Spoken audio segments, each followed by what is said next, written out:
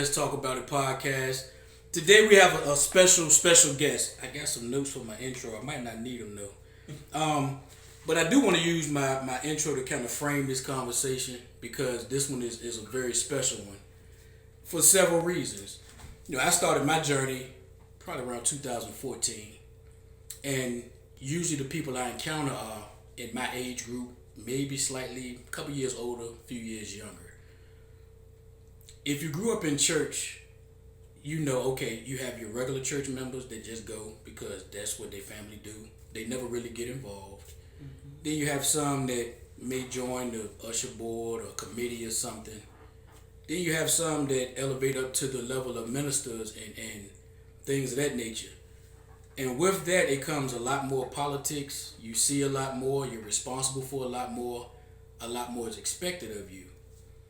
So to have someone here that elevated all the way up and then one day woke up, I personally don't run into that too much because usually by a certain age, even my age at 41, a lot of times you're set in your ways and your beliefs. And it's hard to change a lot of those because your whole life you've lived by them, whether it actually really worked or not. Even a lot of you are doing the very thing right now. Holding on to a belief system, not because you actually believe it, but that's because that's all you've ever known. Hit that subscribe button as we get started. And I have Miss, I don't know your last name now, Gwen. Just say Gwendolyn. Miss Gwendolyn. Miss Gwendolyn here. I had too many of them. You can't remember, baby. It's okay. They know. And I've given out a couple, so. Yeah, it's okay. We got in the same boat. But I have Miss Gwen here today, and I want to get into her story. I want to start like at the beginning earlier, because a lot of times we're born and we don't know no better, and by the time we realize it, we already have a belief system given to us, and it's only once we get older that we even understand that there are other religions. But by that time, you taught everything else is wrong except for what you know. Okay, how early in life did you realize you were a Christian and were involved in church, or was that a part of your upbringing? It was a part of my upbringing. My grandmother raised me from 2 years old. She was the mother of our church in Philadelphia. Okay. And so it was a Baptist church. Okay. But even though I say it was a Baptist church, when I don't want to jump around too much, but I want you to understand where I'm coming from. By the time I moved here with my daughter as an adult, and I started going to your church where we couldn't wear pants, it was easy for me to do that. Let me tell you why. Because even though I was brought up in a Baptist church, I couldn't wear pants. So when I came down here and they says, you in a holiness church, you can't wear pants. I'm like, oh, that's cool. And the reason why I say that is because my mama never let me wear pants. When I grew up in Philadelphia, she said girls don't wear pants. And I couldn't understand that. Why girls? Because we were in church. But when I would go outside and play, I could wear pants. So what I used to do was put the pants on under my dress. And when I would get to the corner, I would take the dress off and roll my pants down so that I would be like everybody else. Right. Because I got picked on. Oh, you homie. That old lady raised you. So it was really easy for me to not wear pants once I came to Virginia and I went to the Kojic church. Okay. That was easy for me to do because when I was brought up, I couldn't wear pants. So you say, when did it start? From a little girl. I was in church. I was on the usher board. We were in church every Sunday. Back in the day, they used to have something called the prayer meeting. And I'm sure y'all heard Fred Hammond talk about it. Yeah. How he used to play the guitar at the house. I can relate to that because as children, my brother and I would go to my mother Carla's house down the street and they would have prayer meeting. All the mothers of the church would be sitting at each other's house and they would have prayer meeting. We would sing songs. You know how it is, Ed. So I was brought up in this. This is embedded in me. This is embedded in me. Yeah. That's all I knew, and when I got older, my grandmother died when I was 18. I had my baby, and when when I looked at the other podcast, I saw where she shared that her father got killed. We were getting ready to get married, and I may cry a few times. I'm an emotional person, but her father got murdered when I was 18, and we were getting ready to get married. So that was my first. That was the first time I said to myself, "Where's God?" Okay. Now, mind you, this is all I knew. Saturdays we were in church. They would sell dinners. I mean, this was my life. This was all I knew. Right. And I said, if it's a God, how could this happen? You know? But what did I do? You know? And I can tell the story because I've given what we used to call testimony, right. You know? And we were getting ready to get married, and he got killed, and I was devastated. Where's God? I was devastated. But with that being said, I went on to, live my life, and I had this baby, this infant, with no father. And not only did he get murdered, but when the guy came in the house, he said, kill everybody in the house. Oh, man. And even the children. Even the children. And it was children in the house. And they said, kill everybody in the house, but it didn't happen. So, I went on and lived. I became a drug addict. And when my daughter was about, 8 or 9, she had lived with her grandmother for a while, and I went and got her. And I prayed and said, I can't do this anymore, Question. Go ahead. Did the pain from his murder lead you to... Yes. Okay. Yes. Okay. I wanted to go in the military, but I didn't have anybody to care for my daughter.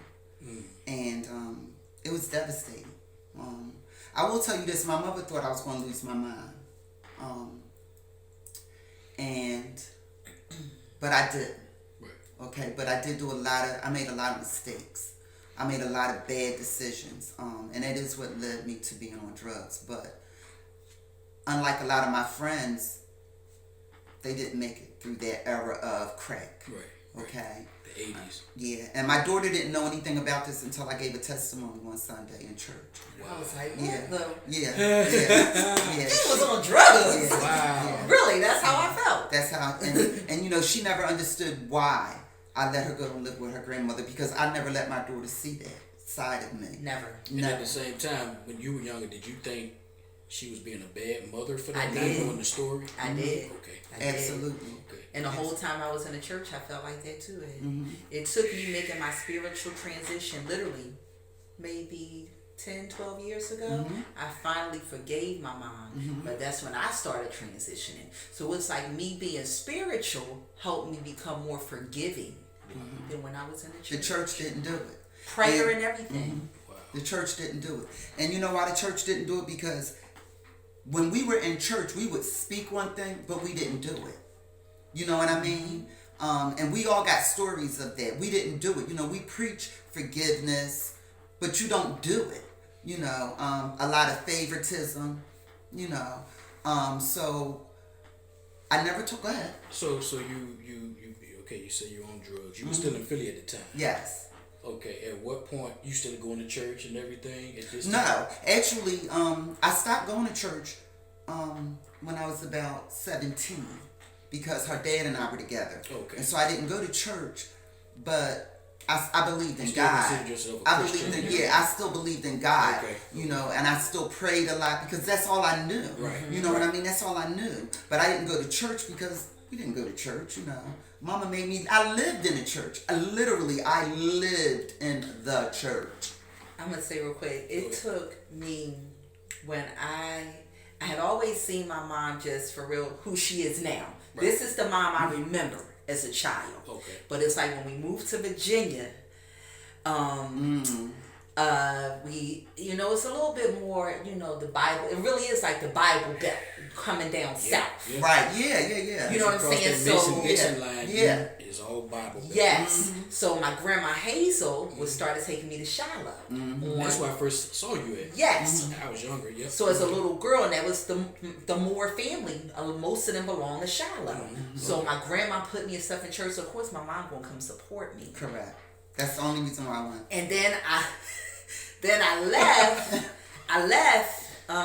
when I was 16 and moved to Maryland to go to Job Corps. Okay. Remember when we lived in California? Yeah, that's when I realized you could sing. Right. But we were Colorado. We was in Colorado.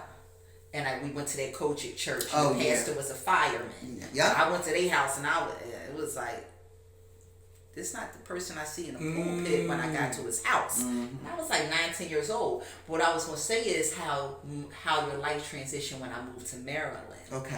And you got saved because she was still smoking weed. And my aunt, who's the pastor, her and her husband, remember? Yeah. And you came up there with them. I was getting ready. And you got saved. And it was like, who the hell is this? And it was that. From that day forward, she just continued to grow in the church. Okay. And she stayed there for a long time. It was the doilies on the head, the skirts, the no showing skin. Like I was used to my mom being fly. Right. You know, the way everything changed with my mom. Like it was like I did not know this person. Did you like it or you didn't? I didn't like it, but it's my mom, and I kind of started following it with her as I got older. Wow. Okay, so pick it up from there. You moved down here. Was Shiloh the first church that you ended up? Was that where you got saved at? No, I actually got saved at your church. Oh, so you weren't saved at the? Because like I said, who saved at Shiloh? Let's keep it a bean. Let's keep it a bean. Who saved it? Nice. I know. Nice. Let's keep it in the bean. Well, go ahead. You don't know. You forgot who you got sitting here, right? I don't care. That's why I said I was going to sit in the corner. That's hilarious. Because I didn't want to put my input too much, bro. No. I'm just saying. That's real. Yeah. Okay, so you got saved at St. John, which my father was a pastor. Yeah. That's where I got saved at. I can't even remember how I ended up going to your church. I think I Crip had told y'all went there together. Remember? I can't remember. But your church, that was where when I got. Oh no, you know what? Aunt Janice prayed over me and did the carrying and all of that stuff. Yeah, delivered me from the marijuana and the cigarettes and stuff, right? And so I'm like, I gotta find a church now. And I think I was just visiting and I came and I was like, because she said you gotta find a Kojic church and all this. Okay, so because everything in the church is about your emotions. They prey on our emotions. Yes. You understand what I'm saying? Yes. So with me, if you're going through something, and I had been for a very long time, so now I get this feeling. I'm like, I gotta find a church. So it was your church. It was St. Paul, where and that's why I started going to your church, right? St. John, not St. Paul, but they always together. St. John. And so then that's how I started coming to your church. Well, the church. Right. And then I left you guys and went to Holy City. So it was really easy for me to wear the pants. I mean, not wear the pants, to wear the skirt. The earring thing kind of threw me off. I couldn't wear earrings. I couldn't braid my hair. I'm like, well, dang, what can I do? I couldn't wear earrings. I had to wear stockings. I'm like, time out. It's 100 degrees. Too much, right? Y'all doing too much now. It's 100 degrees. And these ACs in these church ain't the best. But a whole lot. But you know what, though? I was obedient. As they said, we had to be obedient. But, I was just like, and I stayed for many, many years. But one day I went to a meeting and I had a scarf on my head. And I didn't wear this scarf today for that reason. It's just ironic that I do have it on. And somebody said, you can't wear that scarf. And I'm like, why? It's an African scarf. Why I can't wear this African scarf? And that right there told me, do I really want to do this? But I did. I still did. And around what age were you then? Well, I was probably about your early 30s. My early 30s. Okay, so even then, you saw something wrong. Yeah, it was something wrong when they told me that, Ed. And I was just like, why I can't wear an African scarf? I'm black, But was there ever a thought that to stop doing it and just walk away from it? Yeah, even it was. Okay. Even back then. Yeah, even back then. Because that did something to me, because I'm one of these people, you can't just tell me what to do. You know what I mean? You're not going to just tell me what to do. Like, all right, I'm wearing a dress. I'm good with that because I grew up like that. So that's why it was easy. Because see, that was already in me. That was already in me. You see what I'm saying? Right. So I never forget. I put an ankle bracelet on, and when I was walking home, my mama was living in. She was like, "What, you a whore now?" Because I got an ankle bracelet on. But then when I started reading the Bible, like really studying it after I got in church, I understood why she said that. Did I agree with it? No. Right. But I understood as an old lady, because remember, I was 18. She might have been almost 100 when she died. Good gracious. Okay. So why do I have so many different last names? Because I've been married a few times like Elizabeth Taylor. Because that's how she raised me. Girls don't wear pants. Okay. No man is going to want you if you can't cook and clean. See, an old lady raised me. Literally. And so I grew up wanting to be married. That was my desire because that's what she taught me.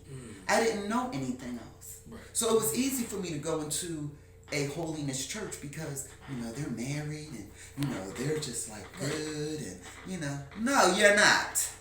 When I really got into church, I would just sit back and be like, I don't know if I'm really feeling this.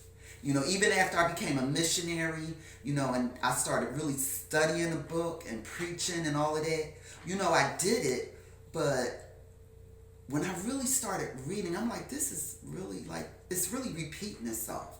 Each book is repeating itself. You're just telling the story a little differently. A little different. Ed. Yeah. You're just telling the story a little differently. And nothing is new under the sun. Come on, I could quote it all. You know what I mean? The rapes, the this. All of this is in this Bible, y'all, reading. And, and then when me and my daughter started talking, because she's more into, the African part of it. And it just opened my eyes even more to how y'all use this to enslave us. Yes. And you're doing the same thing that the slave master did. Yes. You're scaring people, you know what I mean? And you're controlling them, and you get people at their weakest, whether it's a divorce or something bad has happened to them. Loved one. Exactly. The day me and my first wife split up is the day I ended up at Illinois Jail. That very day. So they prey on people who are going, I'm not going to say preying on the weak, but prey on you in your weak moment. Because for real, my mom always had this conversation how when we were in the church and Christianity, because I've noticed with a lot of your posts, they saying, well, it ain't religion, it's about Jesus. Well, you know what? At the end of the day, my mother followed Jesus. And when I followed Jesus, we did it all the way. It was times I was in yes, D.C. we did it all the way. And I'm gonna tell you, I lived a life in D.C. The my oldest two children's father was that dude in D.C. So I was caught up doing the same things that he was doing, and I could have been in prison for a long time. And I would come home, and my mom, she turned all the plates over on the dining room table because she had one of them dining room tables that she kept set up all the time, like my grandmother did. Okay. And she fasting. She ain't ate in days because she praying I get out of this lifestyle in D.C. And she have all the plates turned over. And just hungry for nothing. Yes, hungry for nothing, but I still went back and kept selling drugs. So at the end of the day, then, every time I get on the highway, she praying for me. No, really, my mom was in, she get her anointing oil. I'm like, shit. But look, that's where I was at that time. But then I ended up converting over to being saved and sanctified. But really, my mom would anoint my head and pray over me and, give me Bible scriptures and stuff like that. When she was in it, she was in it. But none of that changed me. I still did what I wanted to do until I made the decision to change. It's like they beat you into submission, right? Whatever you go through in life, the only option they give you is you need to come to God, you need to come to church, you need to. So it's almost like they beat you into it. So by the time you go, you're convinced that you're supposed to be there. It's like going in boot camp with the military. I got 2 military children. Right. Ex-husband is military. Yeah. And we talk about how they break you down. In the military. With Sergio, when he came out of basic training last year, he said, Mom, I can't remember nothing. He couldn't even remember his passcode to his phone. Because, they take your phone from you when you go on basic training. Right. And when he broke it down to me, how they literally brainwash you and make you think the way they want you to think. It's the same way with Christianity. Yeah. Yeah. They catch you in your weakest moment, and then they literally brainwash you to thinking, now Jesus the only way. And it's like you praying and you fasting and you doing all of these things, but you're still staying in the same situation no matter what the situation is, whether it's financial issues, bad marriage, depression, whatever it is. And then they get mad at people like us who wake up and say, I got the power. I got the power. That's right. So how I ended up. I'm sorry, that's No, what no, I you was good. gonna No, say. you're fine. No, you're fine. You're fine. So, like you said, you ended up at Eleanor Jarrell, your first wife, right? Yeah. So I ended up coming back into this because I was getting ready to kill somebody. Mm-hmm. I was in a bad She marriage. really was. I was in a bad marriage. Yes. The one, And I won't name Yes, the one that one, yes. Wow. this one, that's chicken. Okay, yeah. That goes out And to so, because, y'all just disrespecting me, da da da, and I literally was getting ready to kill this person. And I shared that with my And cousin. the gun and everything. I She shared just that with my talking. cousin, and my cousin said, "Oh no, Gwen, you can't do that because God." And so when I came back, I was saved. Literally. And I was just like, it's done. I'm finished with this. Stayed with the person, and then one day I was just like, that's it. I'm not doing this anymore. And so here we are. And so then I got married again for 20 years. Let me pause you right there. Please. Because you know how the church looks at divorce. Yeah. Did you go through anything I know externally did you go through anything, but internally did you go through a fight like, yeah, I know the Bible says this and they teach us this. Absolutely. But I can't stay in this. Absolutely. Like what type of conflict did you face from the people too? Like internally and from people? Okay, well, people, forget them. Okay. The Bible, I could care less. But the Bible, because I was so into the Bible at that time, I looked up every scripture on divorce, Ed. Okay. And I really studied it. And what I found was, it said, instead of burning, how did it go for divorce? Before you hate the person, divorce them. Something like that. Yeah, I'll you find. tell me that all Remember? the time. Yeah, it's somewhere in the Bible. It said. It's better to divorce than to hate that person. Yeah, basically. yeah, something like Because that. you hating them is gonna make you burn. Yeah, you're gonna burn in hell if you hate them. But so they'll let you divorce on that case, right? Okay. So and then I went to my pastor at the time, which wasn't dead, and they were like, enough is enough. You see what I'm saying? Enough is enough. Okay. Because they were messing around on blah blah blah. So then I ended up leaving. But yeah, so internally I was struggling.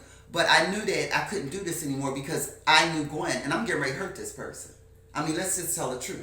I'm getting ready to hurt this person because we're not going to do this. But she tried for so long, if I'm correct, tell me, because we want to please God. Yeah, yeah, we want to. She please tried God. so long because I don't want to disobey God's word. Yeah. And I took this oath before God, and same for real. I watched my mother. My mother basically taught me how to be a wife.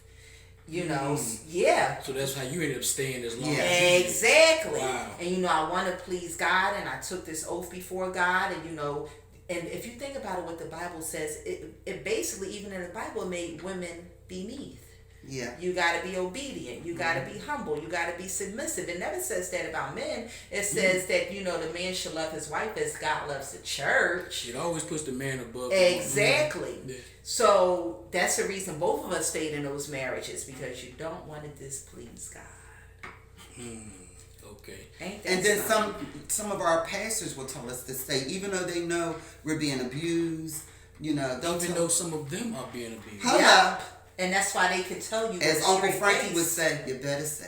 You think they telling you to stay because of Yeah. God? Like no, they're telling you to stay because they're choosing to stay. That's Yeah. right. And that's go for men and women. You Pastor. got it. I ain't That's just talking right. about it's That's both. right. Yes. That's Or right. they're cheating on each other. That's or right. Yes. That's right. Oh, They tell you bruh. to stay because I'm staying. Yeah, you When our miserable. I ain't positions been in the miserable church, no more. all three of us held positions. Yeah. Uh-huh. We were behind the scenes. Mm-hmm. And I told people, sometimes I would wish that I would have just stayed as a member sitting on a pew. I promise you.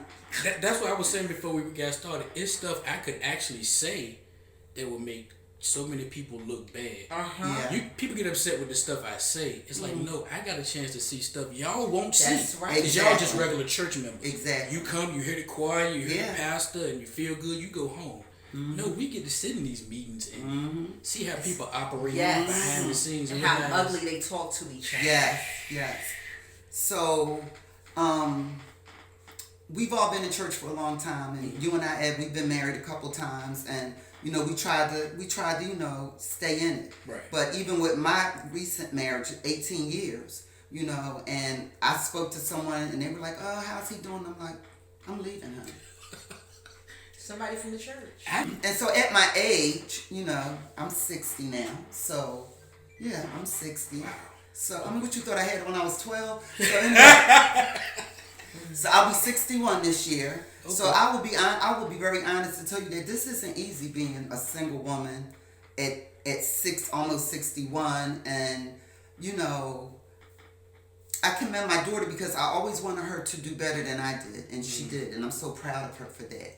You know what I mean? But it isn't easy. And then when my eyes came open to this church thing, so you asked how long ago. So I've been in church all my life, from 2 years old, and I came out of it. Then I went back in it, and my daughter gave me a magazine about 18 years ago. No. Carlia's 24. And Carlia was a little girl when I stopped celebrating holidays. Because when I shared with her that I didn't celebrate holidays because it was pagan, she would tell her brothers, "Y'all know Grandma don't celebrate. She ain't no pagan." So Carlia's 24. So that's how long ago I really started. Wow. Even though I was still in church. So you stopped the holidays because of the paganistic. Because of the paganism part. And I started doing my research on it. And I'm like, why are we doing this? And I actually even called pastors that didn't live here and say, "So why are we celebrating Christmas? I mean, do you celebrate? You know what's wrong." "Yeah, I know." Check it out. They know that. Look, I'm telling you. Doing Let me tell you what he said. Go ahead. And this was after I moved to Portsmouth. I'm serious. So remember, I called this pastor and I says, "So why are we celebrating Christmas? Because you know we shouldn't do this, right?" You know what he said to me? "I know, but you know the people, they like it." What the hell? Oh, excuse me. No, what do you mean the people like it? It's wrong. It's wrong. If we in church and it says we shouldn't put things on trees, I mean, we could go deep into this thing. And it's right in Jeremiah. Google it. Hello, thank you. So why are you Google? It's you know. And I said to him, he says, "Well, you know." Then I was working with this lady, and I says, "You know, why are we so?" She's like, "Well, Gwen, you know, people like it, and I just do it for the kids." And then when people would say to me, "So don't you have grandkids?" I'm like, "So what that got to do with it? So I'm supposed to celebrate Christmas because I got grandkids?" People act like the kids miss out on something if you tell them this is not real. Stop lying. You know what I told my kids when they got bothered that I no longer did Christmas, bro? I said, "So this is what we can do. Since you want me to continue to celebrate Christmas, I'm not going to do nothing all year. But on Christmas, I'm going to give you some gifts. But for all year now, you don't get nothing." I bet you they was finally not doing Christmas. Because at the end of the day, I don't do something just because everybody else does it. And you know, even with people in the church, while I was at our church, the last church we were at, you know, and I let them know I don't do Christmas no more. And I let them know, and at that time, I was a believer in Jesus. Right. So I said, well, if it's Jesus' birthday, why are we giving everybody else gifts if this is about Jesus? Well, you know, it's fun. It's fun. So we just followers now. We just do what everybody else doing. Well, Carlette's not a follower, and Gwen ain't either. Go ahead. That's the church really want to be in the world. Correct. Because they take the songs, correct, they take everything, and just put a little church spin on it. You got it. Y'all really reveal it. You like this stuff. Mommy, you like it. We just had this conversation a few days ago, bro. We were talking about how much the church is changing, like the world, because they see how many people are waking up and leaving. All right, so certain churches said they ain't allow you to wear pants. Now they will allow you to wear pants. Certain churches that didn't want the gospel music that sound kind of secular and you couldn't determine what was what till you really heard the words. Franklin. Now it's okay because whatever you can do to keep some members, because if you keep some members, you keeping some money in it. Even with same sex. Yeah. Some of them cool. Didn't I bring that up, Mommy? I said even with sexuality, you know, so you telling me that even though some of the greatest gospel songs was written by gay men. Hello. that's kind of a fact. Huh? Yes, it is. You can Yes, look it that is. And some women. Women too. The very I'm just songs we saying. celebrate to this day were written by gay people. Exactly. Because when I shared with you, she was like, "Really, mommy?" I'm like, yeah, he was gay." This gonna blow you away. I went to the pastor one time because I was bothered by a homosexual couple in the church. Now, all along, I've known who I am. Okay, but when I followed Jesus, I followed Jesus. So I was trying to suppress. You know how strong that type of belief is? Exactly. So I'm trying to suppress and overcome what they say is a homosexual demon within me. So I'm like, well, why are we allowing these gay couples in here in front of these children? We're preaching against it, but we're allowing them to come and sit here. And the fact that they said, well, who am I to judge? Well, you're right. Who am I to judge? I get that. I get all of that. But it's like we're accepting it. You get what I'm saying? And then you're specific about who you accept it from. Exactly. Yeah, because exactly. It probably wouldn't have been received if them knowing, okay, you was just married, now you with a girl, you can't. Right. And then they say the Bible is the same. Waters too, if you need. Okay, babe. The Bible is the same today, yesterday, and forevermore. Right. But it seemed like y'all change it when y'all feel like it. Y'all change the rules when y'all feel like it. To keep members. Exactly. It's part of y'all marketing scheme. Exactly. When the old scheme don't work, we'll bend the rules. Exactly. Yeah. So why do I want to follow something like that? I'm sorry. No, you good. Look, I love all of this. Yeah, so let's get to the point where you finally decided to walk away from it all. Walk away from it all. Yeah. Okay, so I stopped with the holidays. That was the beginning of it. But I was still in church, like Carlette said. We all were. Even when we all were at our church. I didn't do the holidays or anything. I was in a marriage, and I'm sitting there, and I'm like, I'm not really feeling this. And then, when I backslid, as they said, and I was messing around with somebody, this right here opened me up too, Ed. This kind of opened my eyes, because I really was reading the Bible, like, seriously. Carlette will tell you. So I read in the Bible where it says, if you offend your brethren, you go to them and you apologize, right? You go before the church, right? And I did that. I don't think he was there tonight. I went before the church and I apologized. I'm sorry, for the sin, I'm messing around, blah, blah. I went before the church, 2 churches, and I went to the person. 2 churches? Oh, yeah, wow. 2 churches. I went before 2 churches, this church and that church. Right. And then I went to the young lady and I apologized to her, and I'll never forget this. When I went to this church, one of the ministers said, "Oh my gosh, I couldn't have did that." I'm like, "What you mean?" Ain't that what the word say? Wait a minute. I'm like, that's what I said. Ain't that what the word said? I said, I'm trying to make it to heaven. What you mean you wouldn't have did that? But see, that show you the real people. Church or no church, if you real, you real. That's right. You know what I mean? And like Carlette said, when we were in it, I didn't listen to secular music. Nope. I didn't wear this. I did everything y'all told me to do, except, I backslid, but y'all doing it too. And the only difference is I came before y'all and I apologized, but I would see people after the fact and hug them, and it was like hugging a statue. Wow. Y'all that mad at me? For doing the same thing that Y'all they doing? Y'all that mad at me? But the fact of people can't handle realness. And see, just like you know me, bro, when I was in the church, I was real. Right. Because I had somebody in the church say to me one day, and now I was starting to transition into spirituality, but I still, how when you're going through the transition, it's still like, is Jesus real? Straddling the Oh, fence. yeah, right. Straddling the And fence. the person came to me, she said, Sis Carlette, I'm going to pray for you. I said, for what? I said, because I ain't going to change till I want to change, and I don't want to change. Right. I like being aggressive. And I bet you she ain't say nothing else to me. So with that being said, I've always been who I am. Right, yeah. I had another one, a minister, his wife, came and hugged me. You remember I came and told you she hugged me. It's like, I'm just going to pray for you, and started crying and shit. For what? I'm happy. Because she saw how I was transitioning into being spiritual and authentically me, and stood in that church and told me, I'm going to pray for you, and broke down crying. Bitch, what you crying for? I'm happy. They don't realize how offensive that is. It offends me. It is. Because it insinuates that something is wrong with you. Yeah. Yes. So, I went through all of that, and then me and Carlette, we just, started talking, and I watched her transitioning, and, she thinks this just happened. She doesn't realize, Okay, so were you out openly with yours first before? Oh yeah. But you had already long. I was already transitioning. Get into that because I'm thinking, and I didn't even know it. And that's the thing. I'm thinking, okay, you went through your transition, and then you saw that, and then.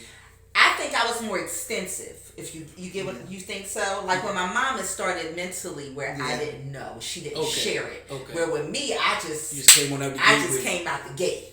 Okay. Yeah. Go ahead. Yeah. Whereas for me, I was still in church for years, but I wasn't feeling it, and I was like, I can't sit in here and like be talking about people and saying that, this ain't right, so this ain't cool. I need to just go ahead and walk away from this. And that started maybe about 10 years ago. But I've been stopped celebrating holidays and all that, and for a very long time I just was like, this is not real, this is not right, and just reading the Bible and saying, this don't make any sense. I can't do this anymore, Now that I'm really totally done with it, I'm struggling. I'm not struggling now, but I was struggling saying, so am I right? Maybe it is a God.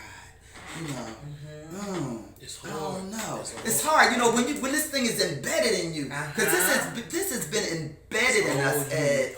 This is all I knew, and I got scared. Oh, maybe I'm going to hell. No, I'm not. So... you were actually in hell. Yeah, hello. So I want to go back to when me and my baby first came here and I was on crack. Okay. Literally, I did crack. Not the crack y'all buying on the street to ball. We cooked it. We knew how to do it. I'm 60 years old, okay? So I'm 60. So when it first came out. And she was one of them crack addicts that you wouldn't know. She was fly as I don't know what. Listen, let me tell you, back when us little fellas saw first, and I'm just being for real, in Shallow, all the little fellas was liking Miss Gwen.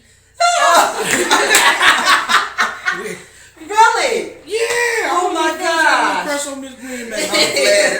I'm flattered. Didn't know you was smoking crack though. No, I was just smoking weed then. Okay. We know that though. No, I had stopped smoking crack when I came here. So this is how it started. When I came here, I got on my knees and prayed, oh Lord, please deliver me from this crack. I'll never forget it as long as I live. We was living on Wharton Street. I had me and Aunt Nancy shared the three-story home. And I prayed, Lord, please deliver me from this crack. You know what delivered me from crack? What's that? Gwen. Yourself, yeah. But not until a couple years ago in talking to my baby that I realized I had the power. We have the power. The Sky Daddy ain't doing it, as my daughter called him. You understand what I'm saying? Yeah. And I really didn't realize that because I sit back and I meditate now and I think about this thing. I did this. Just like I could have went to college, I could have did all of this stuff, and I was so busy feeling sorry for myself and God is gonna do it. Who he's not. But I always encourage my daughter to do and be better than me, and she is. But one thing I kept saying when I called him, I said, I'm on crack, well, you're gonna have to come to the house for 30 days. I can't do that. I have a daughter. I packed my stuff, Ed, and we moved to Virginia. Wow. And I never did crack again. Why did I never do it again? Because I didn't want to do it again. Simple as that. It was simple as that. But I was still smoking weed though. There's nothing wrong with that. So when we was all at Shiloh, I was still smoking weed and cigarettes. But then when I was getting ready, go to jail for the murder. Okay. That's when I went and saw my cousin and she prayed over me and don't do it. And I came back to Virginia. I was cool. I was saved then. And I stopped. I plucked the cigarette out, threw the weed away, and never smoked weed or nothing. I remember you telling me that. Until the MS came about, and Montel was on TV talking about smoking weed. I was like, well, that just sounds about dumb. I remember that. Who would smoke marijuana? And I'm already struggling walking. I said, that just sounds stupid. And then I got into so much pain one day, Ed. I went to my cousin and said, look, I need you to get me some. Like the church girl, look, dude. This medicine ain't doing it. I took a needle every day. And I started walking with a walker. I was jacked up, Ed. Yes. And I was like, I need you to get me some weed. Because I think I need to try something else. Because I just can't do this no more. And it works for them. Wow. Yeah. But I had not smoked marijuana for over 20 years. I take no medicine. Well, I do take something now, but and just started. But I changed my diet. I don't eat meat anymore. You know what I mean? And those type of things. But so my transition started over 20 years ago, but I was still in church really struggling. Am I right not to believe? You know, but I'm praying and it ain't working. You know, I'm praying for my husband and he's still just a narcissist. You know what I mean? And then I'm just like, this is some bullshit right here. I'm out of here. And let me tell you something. This was the hardest thing I've ever done in my life. I'm getting ready. I told him, I said, I will not turn 60 and shovel another shovel of snow. Because people will take advantage of you. They will take your kindness for your weakness. Oh, she the church lady. Oh, she good. You know, she gonna look out for people. You know what I mean? And I did, Ed. I gave my money to people. Yes, she did. You know, my daughter always say, Mom, you too nice to people. And I was. I was too nice to people. You know, and my husband's, I was too nice to them and they took advantage of me. But I said, when I turned 60, I cut all my hair off. I'm out of here. You don't do right, ain't no more praying. Well, come on, let's go. Go to church for what? Because when you come home, you still not treating me right. That's right. So what we going to church for? How many people going through that? You go sit in church. What we going to church for? And you're running around shouting what we and quoting praying scriptures for? And preaching, and then you come home and it's hell. And Like my you mother said, we went through living that in for a hell long time. for years. And she realized the praying won't go and change. It won't working. I packed my stuff, Ed. I said, I did all of this in the middle of a pandemic. And it won't God. It was Gwen. Yes. And my baby. Wow. Yes. Let's just tell the truth. I left no job, no money. So this was just last year. Yes. You guys, This was just in last year. February 1st, I'm out of here. Wow. No job, I got a good job now. Good job. I'm doing fine. Okay. Who did it? You did it.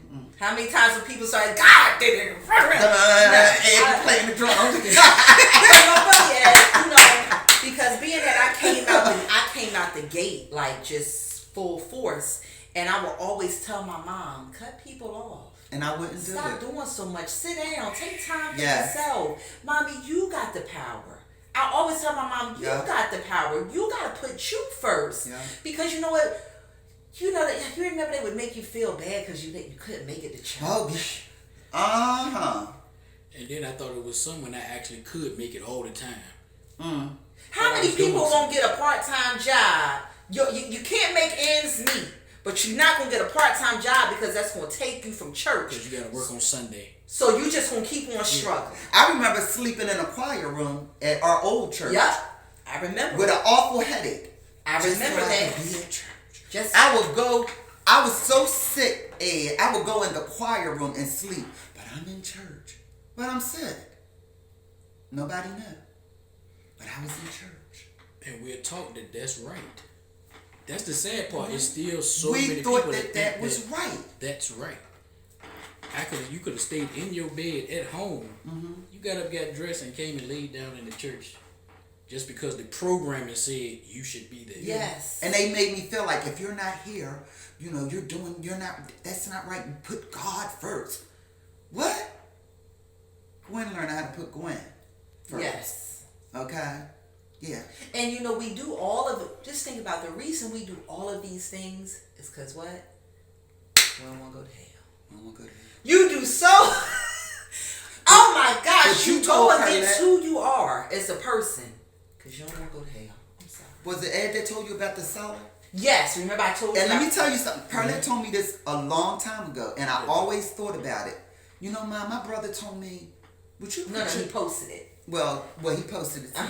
Okay. You told me that. Yeah, Ed told me, you know, he posted it. Okay. And I always thought about that. Because I would not put my child in no cellar And locked it and up lock her in. Why would I do for that? all eternity. Because of something she said or did. But it's just your soul though. Remember that. Really, when you really think about it, bro, either you get cremated, which I would never allow anybody to cremate me because I know morticians that have said what the body go through when you go into that. Even though you can't feel it. But Right, when you go into that furnace, a mortician I know, he said literally you can hear, it's something about the nerves and you can hear their limbs beating against it. And he said, don't never cremate your loved one. But with that being said, so you burn me, you put me in the ground, but my soul gonna burn forever. And I'm gonna feel that. molested But me. you love me. But you love me. Yeah, but you love me. But you love me. You love me, but you would allow that for disobeying you. Yeah, What but kind you of love me. is that? Check this I out, don't want bro. that I kind of don't want love. that kind of love. I was molested as a child. Thankfully, there was no penetration involved, but I was touched inappropriately when I was a child. Do you know I saw that man until I left this town? And my mother is my witness. I She could wouldn't let me speak say to nothing him. to him. Hey, how you doing? You know, because at the end of the day, I feel like, look at my life and look at your life. Right. Karma. Right. But you got people in church right now who will not speak to somebody for something less than that. And this man inappropriately touched me at 9 years old. And I can see you and speak to you. And not even say that being vindictive, genuinely speaking to you. Right. But you got people in the church that will not speak to you, will not help you for something less. But y'all God's people, and you heaven bound. Or you do all of this, you sowing your seeds, you paying your tithes, you know, anytime an offering, then let something bad happen to you and you Are we gonna go on that? Are we getting ready to do that? Go ahead with it. We getting ready to do that? Okay. Yeah, Are we getting ready to do that? talk about Okay. it. If we getting ready to do that, this one. Mom, why you keep giving the church all your money? She would see my tithe envelope. It got to the point I would hide it from her. Why you giving the church all your money like that? Then that was another way. That was another time I realized I was backing off from the church when I stopped giving them all my money. Yes, like because she gave her tithes. yeah, but and then I stopped giving them all my money like that. And then I remember one time they gave me an envelope and said I was sick, and they said, "Oh, here, this is for you." Well, you know, we based it on what you. What? You based it on what I gave? So not what I need, Right. but what I gave you? So when they gave you a percentage back? Yes! They gave me a percentage of whatever tithes I paid. That was what And they who did. decided this? Who decided what percentage I get back of all this money I've given you? Not just my money. How about my time? We're not going to go Right. into And my mother was faithful. What about my time? What about my time? Yeah. It has to work for some means. And they called on her when she was missing, when there was something that needed to be done. But when nothing needed to be Girl, I done, brought that up to you too. I'm like, so why they ain't calling and check on me now? Everybody know I no, got she got an MS. illness. Ain't nobody called and checked on me or nothing. Nothing. Once you out of sight, you literally become Out of mind. Yeah. Because it's made to look like, well, you chose to And leave, that hurt. but you love me. Right? And that hurt. Who you telling? And I had, okay, so we know. Yeah. And I hadn't left the church yet. But I'm not there. You don't even call to check on me or nothing. But if I got a gift that you need, whether it's playing the drums, singing, whatever, I ain't going to say, you know. We trying to be respectful. Yeah, we trying to. I really am. Yeah, I really am. And I get it because certain stuff I want to say. Yeah, but we're not going to. But But I they am know. respectful of certain Yeah, people. of people. Right. Yeah, we So- trying to be respectful of certain Right. people. But Yeah. just know this: our eyes ain't shut no more. Right. Exactly. Okay. Just And and it's don't not shut judge to anything. Yeah, and don't judge us either. Because, you know, Because we love. what I want people to Genuine understand love. is nobody's coming after the church at all. It is, like I said the last time, the ignorance that comes with it. Don't feel like I'm lost when I'm truly free now. When I truly treat people better now than I did back then. Where I truly meet people where they're at and try to understand them. Right. And try to understand why you're the way you are. Right. They don't do that. They judge you for who you are right now. And a lot of times, even if you change, they won't live you down. What's the friend they say, well, I remember when she used to do this. Oh, yeah. Well, I remember when she used to do that. Well, if you remember that, you don't know who I am now, evidently. Question. Okay. Okay, this is good. So, what age did you actually walk away from the church? Was that last year or? Oh no, I walked away from the church. We walked away at the same time. Yeah. Like literally, we would be sitting in that choir stand. Yeah, we was in there. debating We whether weren't that there was no going more. to be our last Sunday or not. Yeah. Real Cause see, rap. I knew you was headed out. Oh yeah. But I didn't know you were headed out at Oh the yeah. same time. Absolutely. We are a team. Absolutely. Yeah. Okay. We're a team. Yeah. Absolutely. Like literally, I am so transparent with my mom. Cause see, I admired this because I'll never have that. You know, with my parent that's still living, he's never gonna change how he looks at it. No, I don't even he's expect too him old to. and it's too embedded in For him. real, even my 85-year-old grandma, her mom. You My know Miss grand- Hicks. Yeah. My yeah. grandmother mother doesn't do as much as she. Remember I told you last time? It's not what she said, it's what she didn't say. Yeah. Right. And even the change in her life at 85 years old. My grandmother was there every Sunday. And during the week too, on the kitchen committee, I done wrote a letter. I don't know how many times I had to get off the kitchen committee. She get mad. Here, write me a letter. I'm coming off the committee. I be like, Grandma, I ain't writing not a letter. I keep writing these letters and you keep going back to the church on the committee. But I'm just saying, I watched how, for real, Ed, I haven't heard my grandmother talk about going to church in a long time. And she used to be faithful. Whether it was a funeral, a usher anniversary, church service, she was there. So for real, she's not vocal like we are. Right. But if you notice, her behaviors have changed as well. Like, we don't hear her talk about going to church, and I've never heard my grandma talk about she going to pray or... Wow. No, for real. Yeah, so we were in church, but in body. But your mind had already Yeah. Our mind had been left. Do you think you all's life has had an effect? Her watching you all Yes. is a direct reflection? Definitely. So you all's relationship. Me and my daughter? Yeah, but how is it now? Because you came out more openly first, but mentally you were there. Is y'all's relationship better? Oh yeah. Now? And how so? Because like I said, I admire it because I won't ever be able to have that dynamic. You know, I love my father. We talk about things, but we're still on two separate sides of the fence. You go first or me? You said how is our relationship now? How has it changed? I can say how it changed. I can, because I know. But you just asked me, did I want to go first? You go ahead. Because I've shared with you how it's changed. How, for real?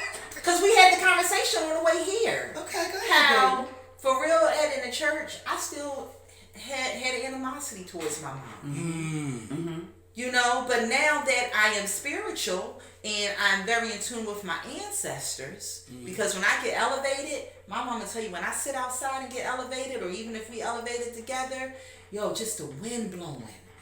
You know, I didn't appreciate things like that in a church. Whereas I did. How strong just the wind blowing and how the signals between my ancestors, the trees moving. You understand the connection now.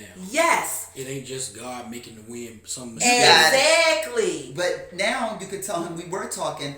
Something came back to your remembrance that I didn't realize when I was a little girl. So and that's why I was going to tell you. Now that I'm spiritual, I see my mother as a woman. And my memory is so much better now. There are things about my childhood that have come back to me over the past few months, or I would just say the past year, that helps me understand who my mother was as a woman and the things that she went through and the trauma she went through, that I was holding grudges against her and I was angry with her because I didn't understand that when she would discipline me, it was because, one, my father's gone and I am literally the splitting image of my father.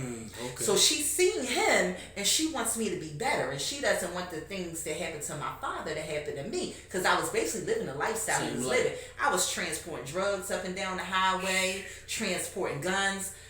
Thankfully, my sister's ex-husband at the time, it was a gun I was transporting to Philly from D.C. and he wouldn't let me bring it back because it kept jamming, and just so happened I got stopped by the cops on my way back.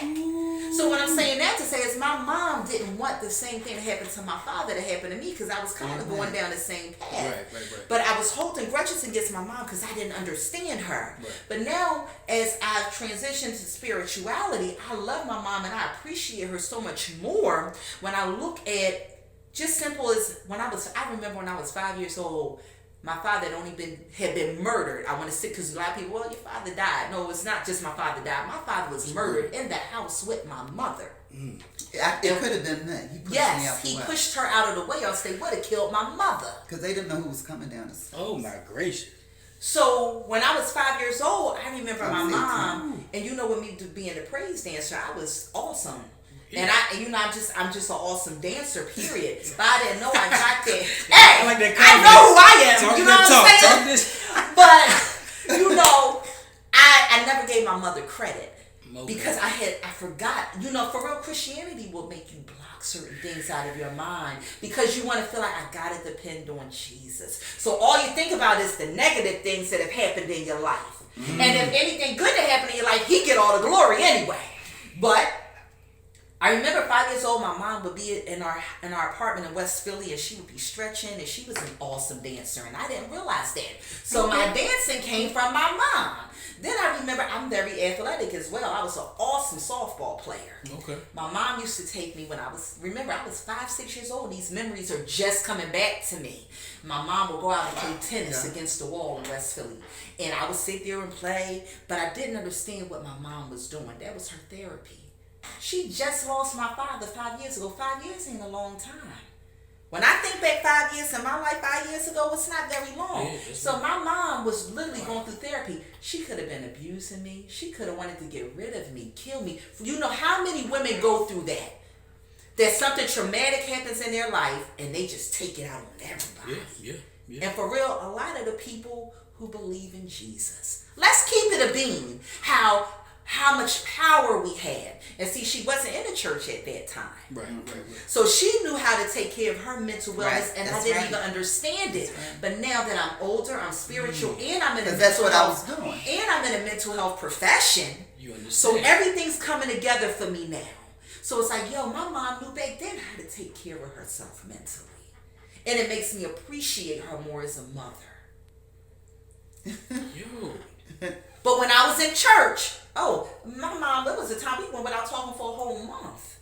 My mother tell you right now, I ain't letting a day go by, even if we could exchange words. It was an incident that happened a month or two ago. Had a little miscommunication between me, my mom, and my daughter. My mom lived right around the corner from me. Okay. You know, my daughter, she got a little on my nerves. She, you know, 20. She in her 20s. You know, we all go through things at 20. Yeah. You know, talk back and stuff. But for real, I let her know. And I'm going to tell you something else I'm not rude about. How many people in the church, we know they go through stuff with their kids. They don't talk to them. They cut them off. They hang the phone up on them. I don't do that. That's why I said, yo, your voice is a little elevated, so I'm getting off the phone. Goodbye. Granted, I hung up, but I let you know I'm ending this call. I went upstairs. I showered. And when I post stuff, it's stuff I'm going through, but also I want people to evolve just like I have. Mm-hmm. So I went upstairs and I showered. And I truly believe getting in the shower, you just wash away any of your stress and your trauma. So I went upstairs, bro, and I showered and I meditated while I was in the shower. I got dressed. I came around to my mom. I called my mom and I told my mom, I'm on my way around to your house. And when I got her, and remember, when I was in the church, I wouldn't do this. I just wouldn't talk to you. Fuck you. That's how I felt. But I said, hell no.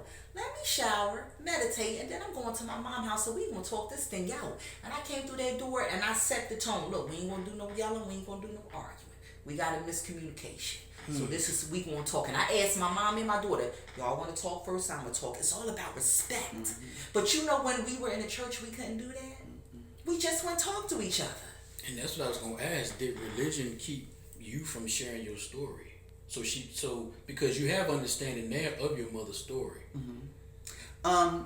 Yes. The delivery is different. Because they behold, I'm a new creature. So it's almost like we're taught to forget we were ever. I was a crackhead. I smoked weed. That's why I I drank. couldn't remember nothing. And we become this new person. And you know, like my parents. It wasn't until my mother told me about some of the stuff her and my father did before they got saved that I realized they were real people and they were wild. Right. They was out here wild and doing some crazy stuff.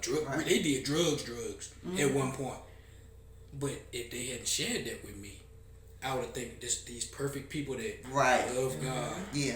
So I could relate more once she shared that little bit with me. So that's what I'm saying. Did religion keep you from sharing who you used to be? Yes, it did. And just until recently, if you don't mind, just until recently that I shared with my daughter about, my addiction. And she was like, Mom, I never knew that. I never saw that. And then she was able to forgive me for letting her stay with her grandmother for that short period of time and my brother, because she lived in California for some time, because I didn't want my daughter to see me on drugs. I never understood why I lived with the family members I lived with. And that was why, because I didn't want my daughter to see me on drugs, because I did not have control of that. You understand what I'm saying? And I didn't want her to see that. But then once we got out of this religion thing and we could talk, because I'm going to always be honest and transparent, especially now. And, she was able to forgive me. Mom, I didn't know. I was just amazed at, because she can remember so much, but just today that we had this discussion that she remembered me meditating and stretching and playing tennis. I didn't. Now she remembers it. And I didn't. And she didn't remember it before. She didn't remember it because me and my daughter have always been close. If we're with each other from a baby, we've always been close. I would have her in the street. Now let me tell you, do people here got those carts, shopping carts? A lot of people in the city. The got square carts shopping carts that you could pull. Well, anyway, we used to have these square shopping carts. Okay. And she was so little, like her granddaughter. I would put her in the shopping cart and roll her to the store. Okay. And then on the way back, I would take her out the shopping cart and put the groceries in it, and she would hold on to my clothes. Okay. You know, because I was a single mother, you know. But I took her everywhere with me. Yes. I took her to concerts. Yes. I exposed her to Yes, things. she did. You know what I mean?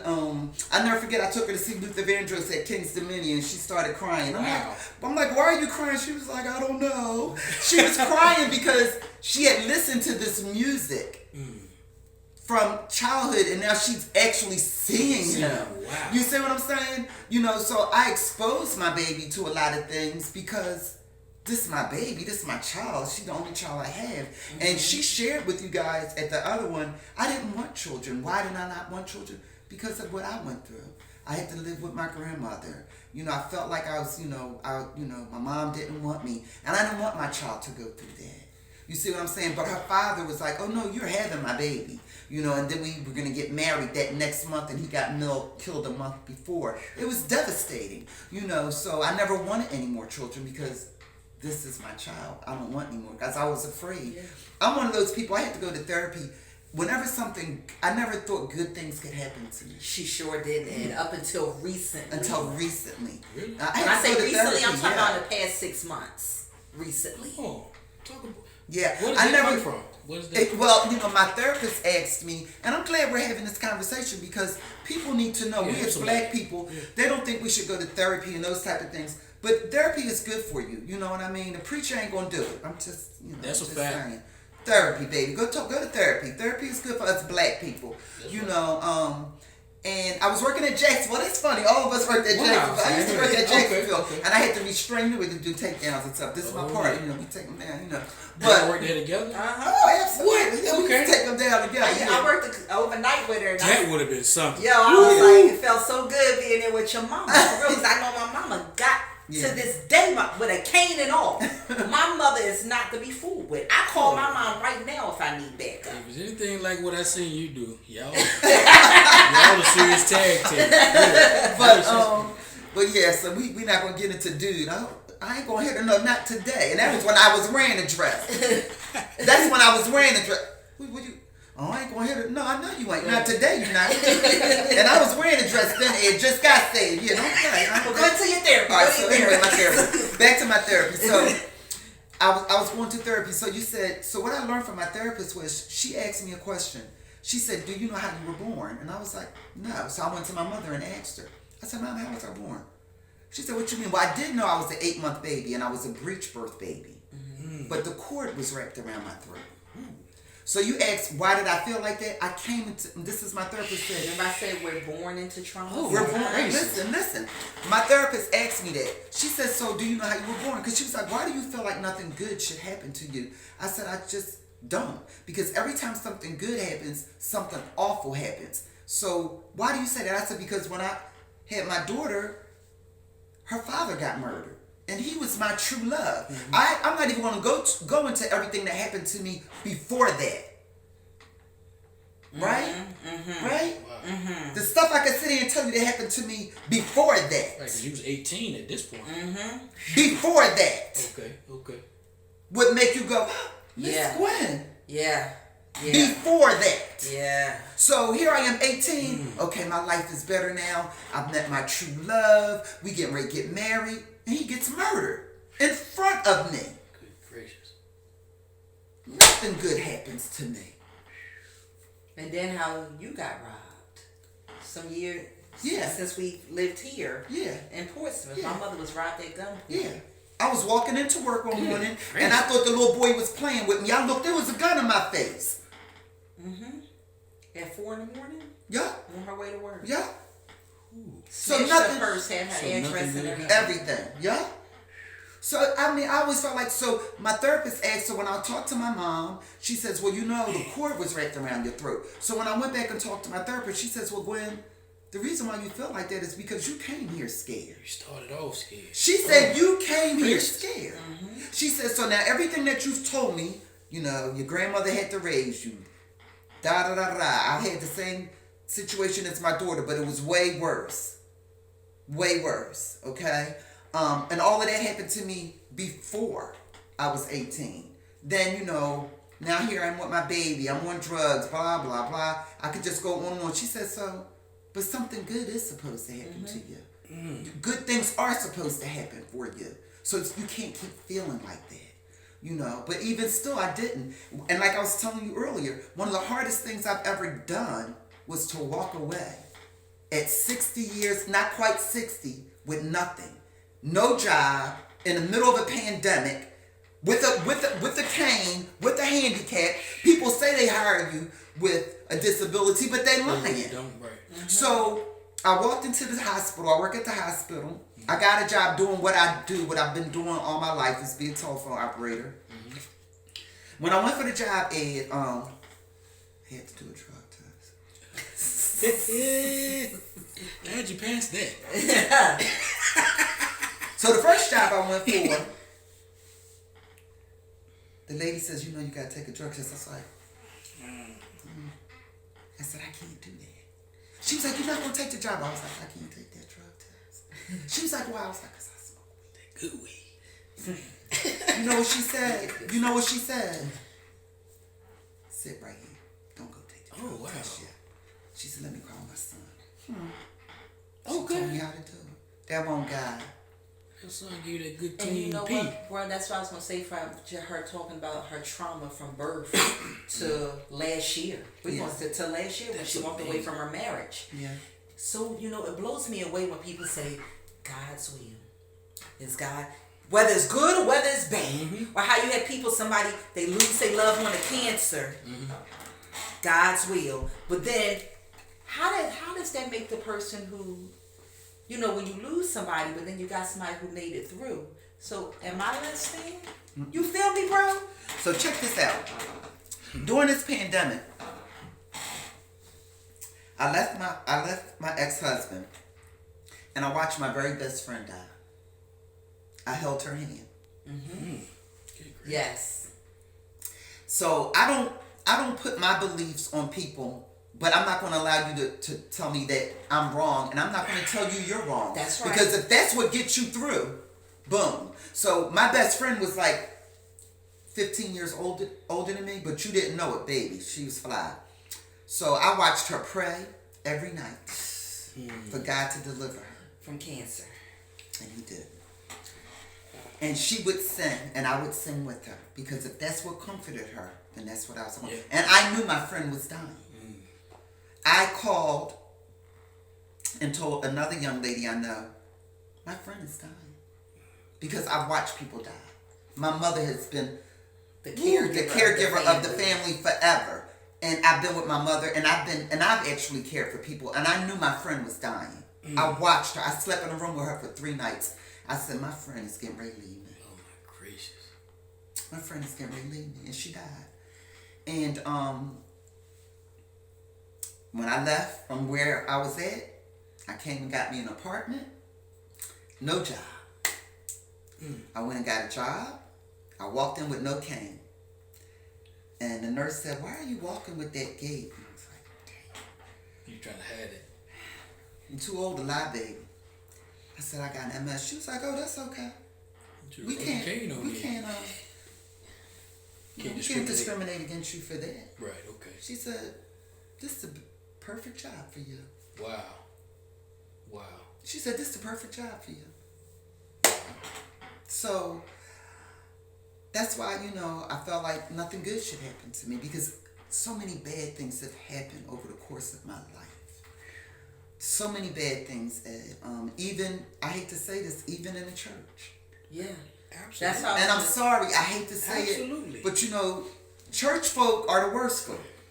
Because they mean as hell. Mean. And they hide behind Jesus with it. And they feel like they entitled. Because that's what I was going to say, we see tragedy every day. Yes. We were having this conversation. And working at the over hospital, here. I hear it. We see tragedy every day. Right. And, for people to be able to sit there and say, they got favor and, God did it. And, well, why the hell he didn't do it for them? What made them less than? Or either they feel like people have sold their souls. The ones who don't believe in God, well, they done sold their soul to the devil. Well, it seems like the devil doing a whole lot more better than if you telling me that they sold their soul to the devil, and people feel like that about me. I've had people say, well, if you don't worship God, who you worship? Myself, my ancestors. Because at the end of the day, I did the Jesus thing. And I know a whole lot of people that do. Still do. And it ain't working. They depressed. They got anxiety. They being abused. They being cheated on. They being lied to. I mean, really. And they're convincing themselves they have to put up with that. Yes. Yes. Because their reward is in the afterlife. They're going through hell actually now. Mm-hmm. And don't even realize. Yes. So, I got to bring this up. So, when I found out I had MS, I went home every day crying, oh, Lord, why you do this to me? Oh, what I do? I did this. All the bad things I did in my life came to me. It has nothing to do with it. It's just genetic, maybe. Yes. I don't know, But what I do know is the medicine that they was giving me wasn't doing nothing. Mm-hmm. So I had to take control of my own life. Right. I had to eat right. And, I started getting better. Mm-hmm. Do I still walk with the cane? Yeah. But I could jump rope. And it's amazing. My doctor couldn't believe it when I took... Yeah. And she can now walk with that cane because her whole diet has changed. Yeah. You're hooked up. Yeah. She's the medication guru. Oh, okay. I'm the spiritual person. I send the good vibes and good energy. But I just stopped eating steak last week. Okay. But she always been, and for real, bro, even when we were in the church, my mom changed the way that she eats. Mm-hmm. And, even just that changes your energy, and people don't even know that. And I tried to bring that to the church thing. They want you to live and be in health or whatever, but then they serve only fried foods and pork. Everything is around food with them. What in the world? So... If anything, y'all should be the vegans. Exactly, but I'm feeling really good. Ain't that what Adam and Eve ate? Fruit and stuff? Vegetables? Yeah. Right. Yeah. Really, if people just took like Tanya said last time, just think. Just think. And you'll see it doesn't make sense. It doesn't make sense. When you look at Pat, even down to Marvin Sapp, as far as we know, Marvin Sapp was a true man of God, but lost his wife to cancer. His wife leaving this earth, how many people were affected by that? But let's talk about the everyday people who were true believers in Jesus. And they doing everything they can to live right and to do right and be faithful, and tragic things happen in their lives. Explain it to me. They can't explain it, but it was God's will. And then you got the victims of things who are true believers in Jesus Christ. And they're victims to rape and abuse and molest, their children being molested. How many people you know in this town right now, they ain't even got food in their refrigerator, but they believing in Jesus? So what make you less than? How can you continue to believe in something like that? Take power. It teaches you to be arrogant even when you don't have it. Yes. Mm-hmm. People get in a car accident and they be glad that God saved their life. I say, but the other people go to the hospital. God don't like them, and they might die. Exactly. That's selfish. It is. It's arrogant. Very much so. Until somebody can explain that to me, which I know is never going to happen. No, I believe in there. I believe there is a creator of the universe. Am I trying to figure out who the hell it was? No, don't care. Universe has been here too long. Some days I believe it. Some days I'm like, I don't know if it's one. What the stuff is going on? That's why I said I'm not trying to figure it out. Yeah, I believe this earth came somehow, but I'm not trying to figure it out. Right. And see, what people don't realize, you drive yourself crazy trying to figure it out. Just live and treat people right. Be a good human. Be a good human. Be a good human. Because I know people in the church right now in this town, pastors, fucking around on their wives. Excuse me, mommy, but I done got. Yes, talk. Hey. I'm sorry, mommy, but I'm just saying, bro. You feel what I'm saying, though? Y'all right here. That's real. Me, on the other hand, my mom is my witness. When I decided that I was going to live my life as the woman who I am, I told that man. Told him whether he believed it, that was on you. But I told you. And once he saw it was the truth, all he could do now was respect it. And you stayed faithful to a man, and you didn't even like men. Exactly. That shows you how deep that Because belief I wanted is. to live for Jesus. Oh, wait, you can't leave Mom out. Come on, talk about what you know. She said, well, Mom, I didn't really want to do it because, you was all holy and stuff. I'm like, but I always knew you was good. And that's what she told me. Tell me something I don't know. But I wanted to always live right knew. for Jesus. And my mom is my witness. I met that man at 19 years old. Ain't no other man can say he could even try to talk to me. Since I was 19 years old, bro. And I did it for Jesus. And Mom. And my mom. And my mom. But I'm just saying, you got people who are heterosexual, living for Jesus, but doing everything in the church.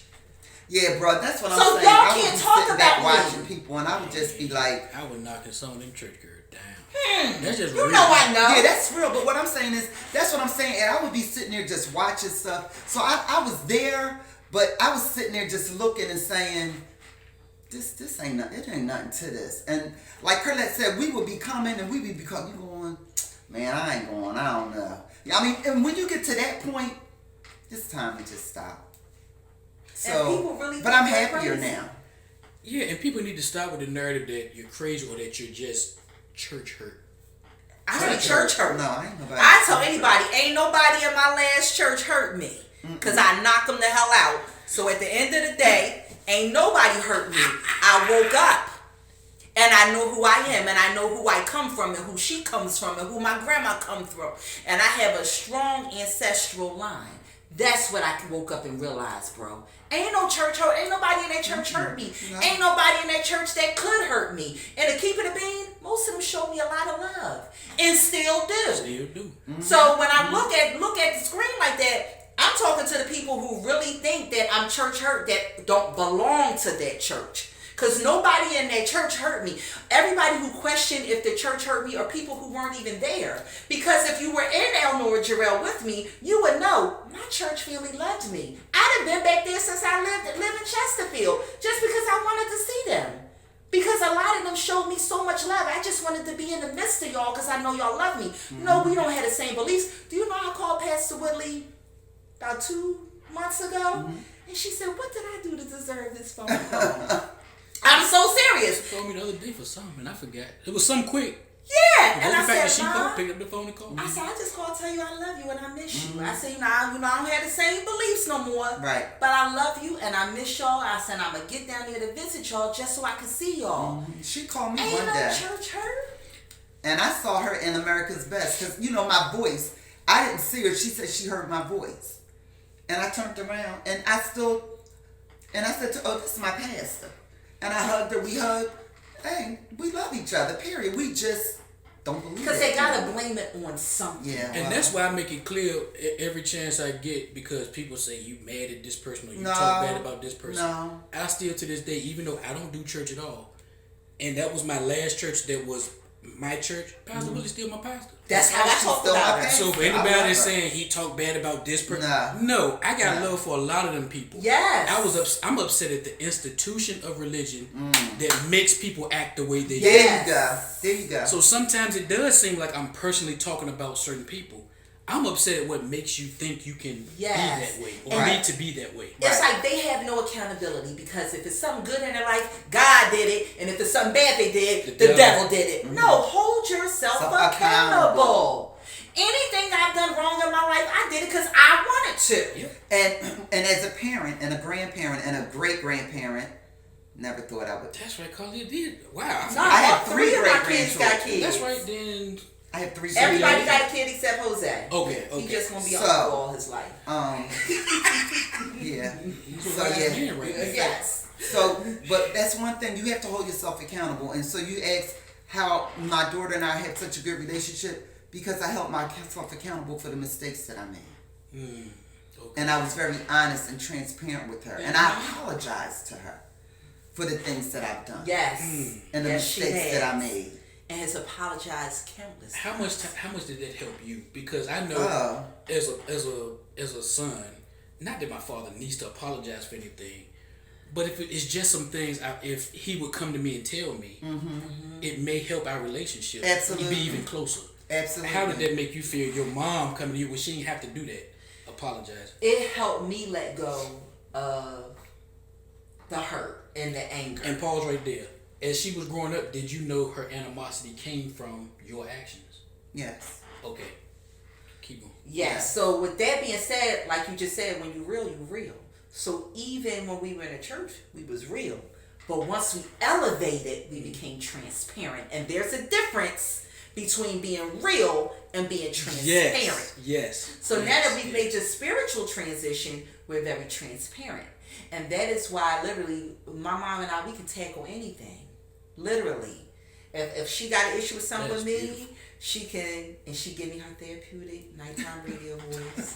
That's dope. Now look, even when me and Tracy go through stuff, now why you acting like that? That's how she talked to me. But it was a time my mom didn't talk to me like that. It's been times, for real, let's be totally real. My mother and I have literally fought each other. Like, fuck. Because, and you know what's crazy? It's when she was in the church. You remember? Think about it. It's when she was in the church that we have literally gotten physical with each other. Wow. We're not, I dare put my hands on my mother where I'm at right now in my life. I walk away first. I ain't gonna say my mom don't piss me off, just like I piss her off. She be telling Tracy she calling behind my back. I just had to go. She got to the house, and you know the kids will piss me off or something, and she feel like the mood ain't right, and she leave out, and Catrice be like, your mama said she left because your attitude was messed up. But there was a time that we would argue with each other. She asked me, what the hell wrong with you or something? My mom just grabbed her stuff and left out. It's more respect now. See, a lot of people in the church, they don't even respect each other. They want to right now, I'm going to say this right now, it's on my mind. Because God, and what's the thing they always say? Because God said. God told me to tell you. God said. Oh, God. I got a word for you. I got a word. No, this is your opinion. Hello. This is how you feel about me. Yeah. But you're too coward to say it yourself. Exactly. Exactly. That's like when people come and tell me that they start off with what somebody told me, but, well, if you ain't going to tell me who said it, don't even tell me. And if you listen to all of it, I blame you. If you really rock with me, why you ain't checked that? You know. You should be able to tell me the whole story about what nobody said about me. You sat there and listened to all You of listen that. to that. You know it. Yeah, but you my friend. You know it, and my Monty can brother tell in you. Christ, my sister in Christ. With a family member, you remember? They came talking about you to me. Oh, I checked that shit. That's my brother. And granted, again, we blood, but that's my brother. I can imagine who it was too. Okay? And when I rock with you, I rock with you. So I can't even tell you what all they was going to say because I chin checked it right then and there. But it's a lot of people in the church. That's because I got to keep saying it because everybody I've encountered during my transition into spirituality, I've come in contact with a lot of good people. And believe it or not, they don't do drama. They don't do talking about people. Me and my best friend Tanya, we don't talk about people. Like literally, we don't have time to because we too busy elevating each other. Right. Even with my mom, we talk every day. And 80% of our conversation is elevating each other. Right, ain't gossiping about somebody's business. If she shared so much with me about our ancestors and how to not pray because how to meditate. Yes. Like I have a room in my apartment that's my meditation room. You see what I'm saying? Okay. I play my music. I got plants. There's nothing in there. My exercise, and I just go and sit in there and I just breathe and I just meditate. You know what I mean? I remember when I started doing yoga, somebody, not at our church, but some church person said, well, you shouldn't do that. Why not? Probably because it's the devil. Yeah, no, it's not. Well, how about I feel so much better doing that than I do with laying on a dirty floor, crying, snotting, and hungry. You know what I mean? Hungry. Yeah, and hungry. How about I feel I go into meditation and it does wonders for me. You see what I'm saying? Meditation does what prayer is said it's supposed to do. Boom. Exactly. Boom. Exactly. There How many you people go. say, without God, I'm nothing? Well, I don't want to be linked up with somebody who you feel like you nothing Right. without something that you don't even know whether it's real or not. Right. And you give Right. that all of your power. Right. I've really encountered some strong people. I mean, mentally strong, emotionally strong, physically strong brothers.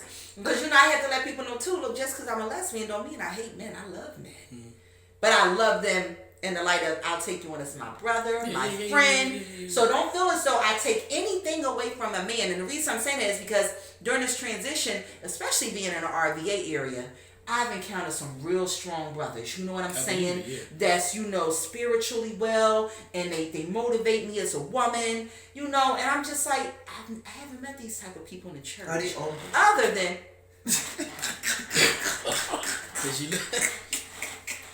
Look, she said she's single woman.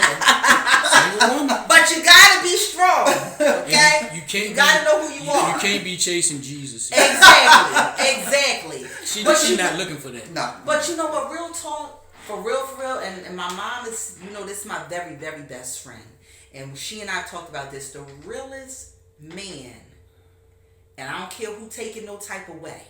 The realest man that I met while I was in the Jesus thing, Christianity church, was Frankie Banks. I knew she was going to Me say and that. Uncle Frankie. I still got his number in my phone. I refuse to take his number out my phone. But people just don't understand the conversation, because Uncle Frankie was starting to transition as well. That's your folks, so you know. We had conversations. Oh, wow. Frankie and I. We both lived in Mom Burns' house at the same time, so we should sit there and talk. Yes.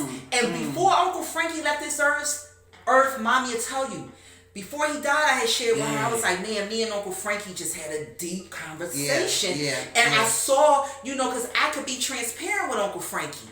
And the way that he was talking to me, I was like, yo, Uncle Frankie's starting to transition too. Mm-hmm. So he, for real, you told me that. I don't care who feel no type of way. And my mom just had this, we had this conversation literally, like last week when I was talking about just different people I've met in the church, and how Uncle Frankie was the most thorough, realest, but so mild-mannered. Yes. But he was all man. And he didn't mind, even with the fasting thing. Yes. The first of the year, something, and Uncle Frankie. He gave me common sense. He was like, I gotta eat. The Lord didn't give me sense. You know what I'm saying? Common sense. I'm eating. Hey, sis, I'm eating.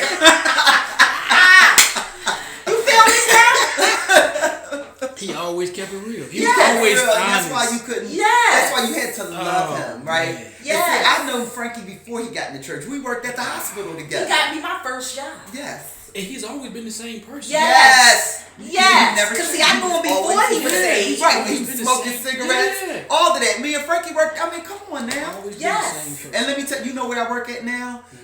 He's not the physical therapist. He's a therapist. We were talking. It's a small world. We were talking, and I don't know how it came up, but I told him I used to work at the hospital here many, many years ago. I said, and you probably know. And before I could get it out, he said, Frankie Banks. Man. He said, Frankie Banks taught me how to do the job that I do. That man left a mark. You hear what I'm saying? He did. Yeah. And Well, it was past positive. important. Love. Yes. He said Frankie Banks. He And said, even when we think about how Uncle Frankie left this earth, the Yes. type of man Yes. he was, and That the was a hard impact day. That was a that tough he day. had on so many people, not just people, everybody. And I didn't realize it until his homegoing.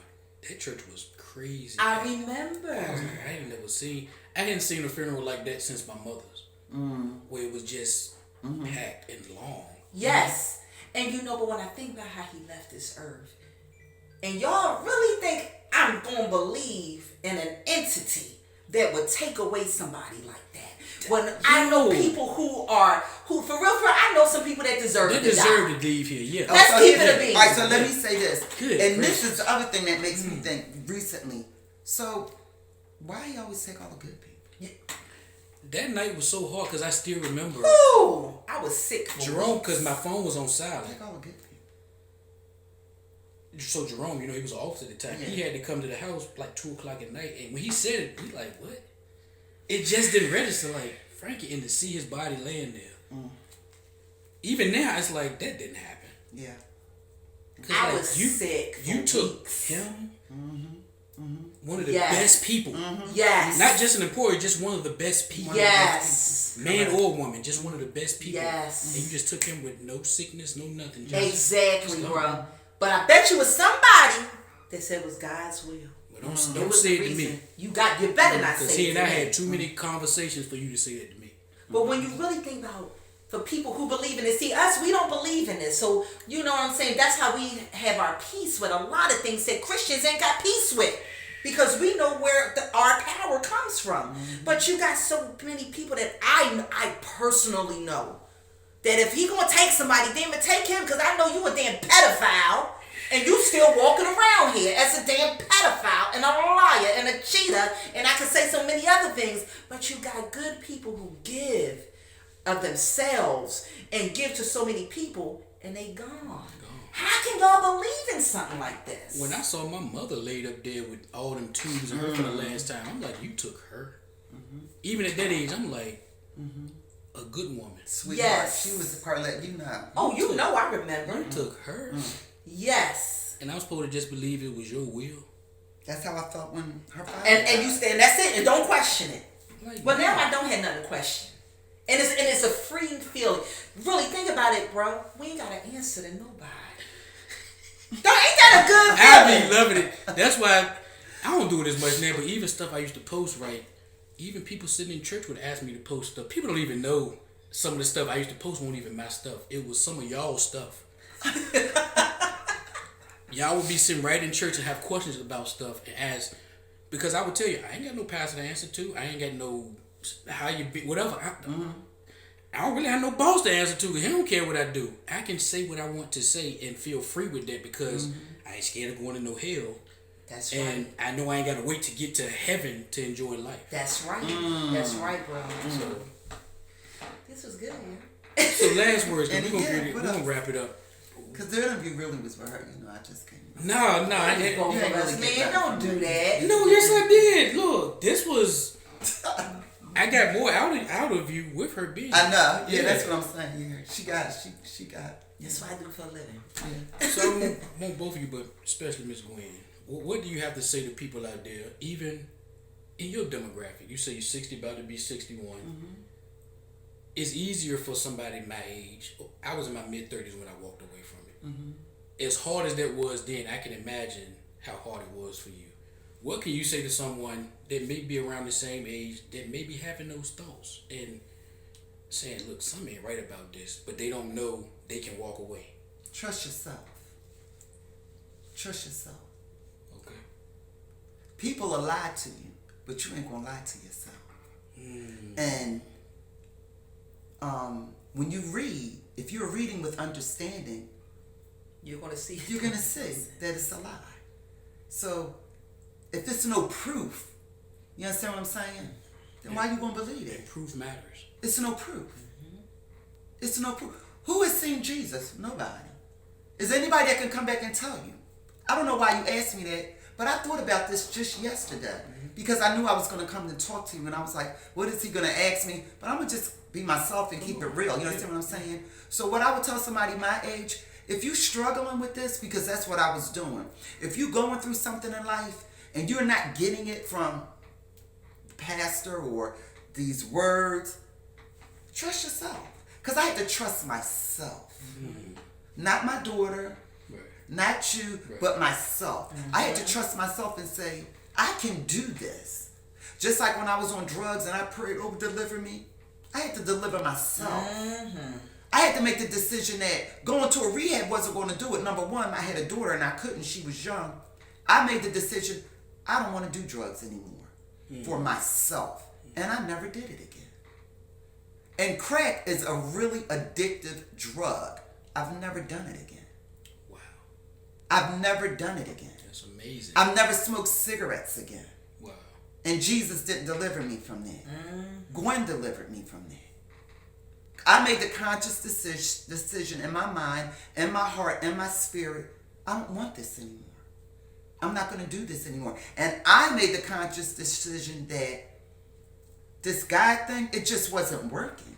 There's no proof. No proof. There's no proof. You know, I love better now. I can be more honest. I wasn't really being honest up in the church with my daughter the way I should have been. Our relationship, you'll have better relationships with people. Not just with people. When you're honest with yourself and you're transparent. You got to be honest with yourself. If you do something wrong, admit to it. Own it. Yeah. Own it, as you young people say. Own it. I had to own that I didn't do my daughter right. That I made mistakes. I made bad decisions. And now me and my daughter can look at each other and talk to each other. I have grandchildren. I have great-grandchildren now. I want to be a good example to them. You know what I mean? With the truth. You know. Fortunately, now that the generations have become, we have 5 generations of women in my family. That's dope. Yeah. My mother, me, my daughter, her daughter, and her daughter. Wow. Yeah. Wow. I have 5 generations of women in my family. That's amazing. We're not rich with money, but we're rich with love. I'm comfortable. Speak for yourself. He said, "Don't be speak for you." How about we're not millionaires? How about we're not millionaires, but we're comfortable, as my daughter just said. See, that's why I pop her in the head. That's why. So you messed up my closing argument. I'm sorry. But yeah, in closing, I would say just be honest with yourself. You know what I mean? And if something don't feel right, it ain't right. Trust them instincts. You understand what I'm saying? If something don't feel right, it ain't right. And that's even with this. If it don't feel right, it ain't right. And when it started to get to the point, this don't feel right, then I started seeking the truth. And I'm like, it ain't nothing to this. So even at 60, I'm like, I'm done with this. That's beautiful. I'm done with this. I can't even trust this. Because they're not going to back you up. And you know, and they say, well, you know, this has to be a favorite of some people. You know, God has no, what is it? Respect of person. There you go, baby. Hello.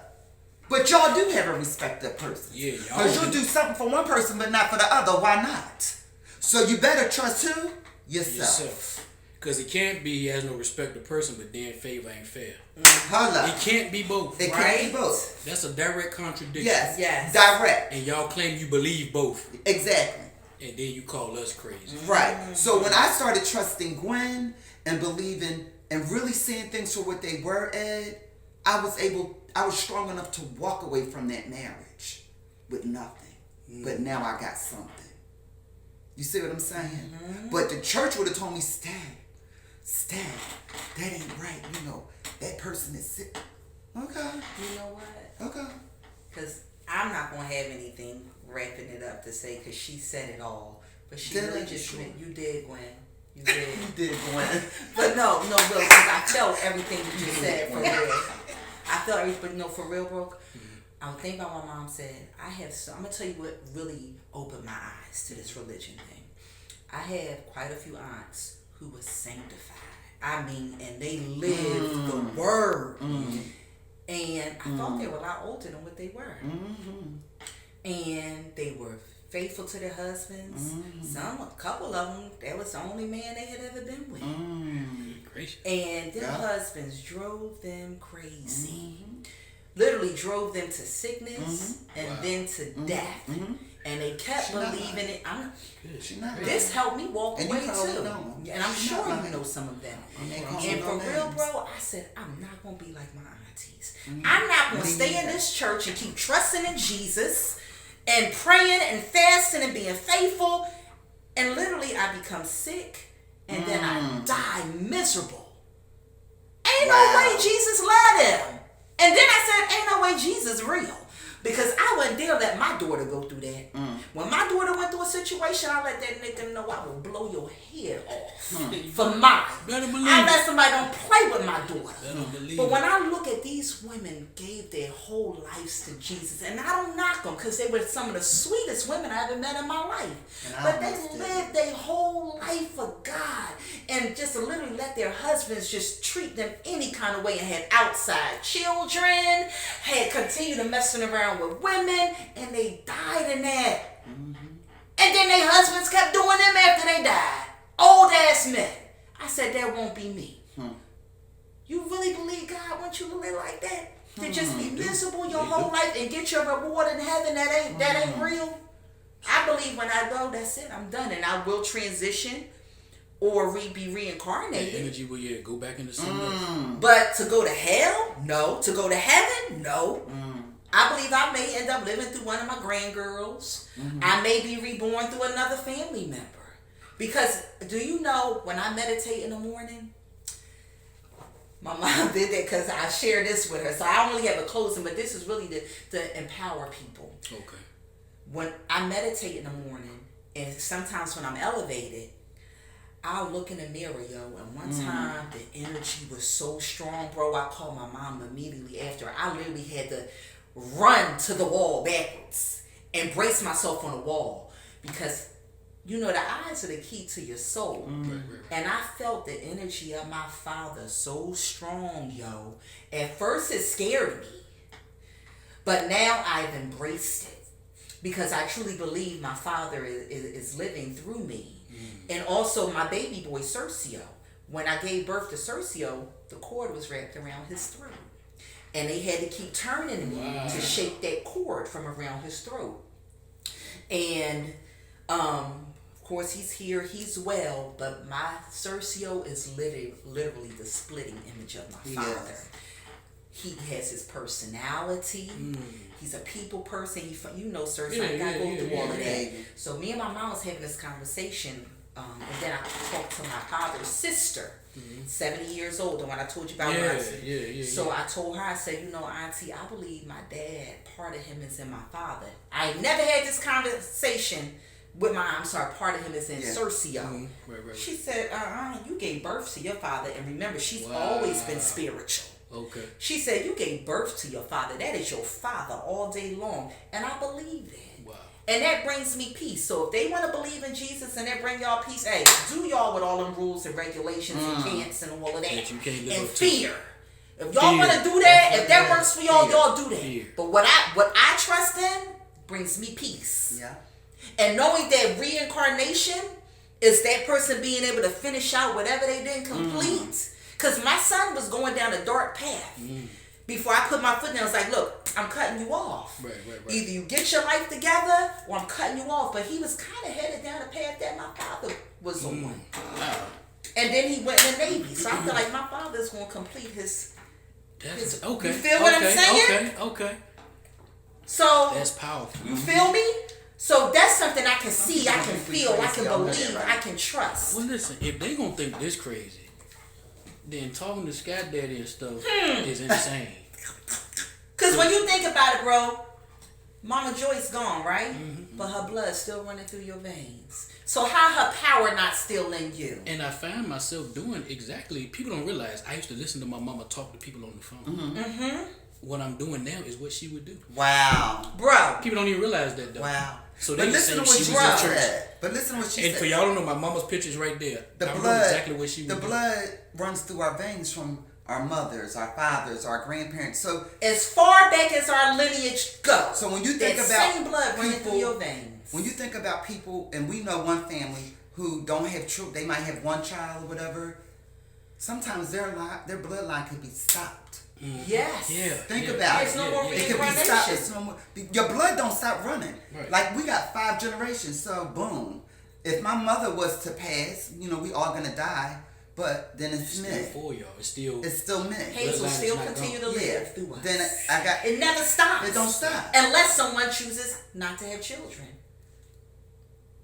But people don't want to think that deep. Right. Because That's it deep, right? will begin now, to scare Colette them. brought that to me. I'm like, dang, that's deep, Colette. So you asked me how? So I had my own coming out, you know, but the way she's come, like, woo, it just helps me even more, you know. But we have some deep conversations, you know what I mean? And yeah. And hold up, the other thing is with Cercio, I scheduled to have an abortion. Whoa. What? I actually scheduled the abortion and didn't go through with it. And he is my only child that is the splitting image of my father. Yeah. So if you put your pictures next to each other, it's like, wow. Yeah. So in essence, you would have been killing your father. You got it. Oh my gracious. But see, people don't want to think that deep because it'll scare them. But it don't scare you. Jesus that just take people, drop them like flies. The best people, they just drop them like flies. That don't scare you. You don't question that? You don't question that. You say it was his will. But for real, give power to your lineage, your ancestors. Right, you feel me? Yeah. Oh my gracious. Yeah.